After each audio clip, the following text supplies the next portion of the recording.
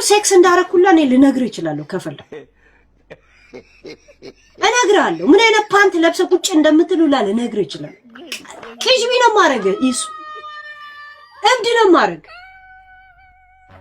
እንደዚሁም የጀመረ ሰውዬ ነው እንዳልጨርስ እከካ ጋንግር የሚሆን ከሰው ሌላ ቤተሰብ እንዳታናጋ አንድ የማያደጋግም ነገር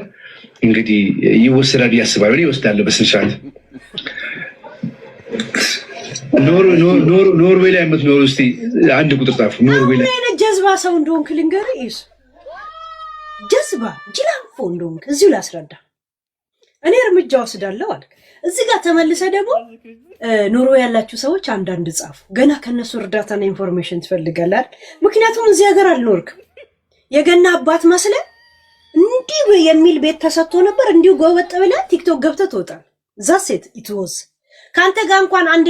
4 ክፍል ቤት ነበር በየክፍሉ አንዳንድ ሰው ነበር የሚኖረው እነሱ ሄደው ወይ በጥቁርም ወይ በምንም ሰርተው ራሳቸውን ቆንጆ ሲኖሩ አንተ $150 የሚሰጠን በሁለት ሳምንት እሱን ገንፎ እያገነፋ እንጀራ እየጋገርክ ነበር የምትኖረው ለነገሩ 14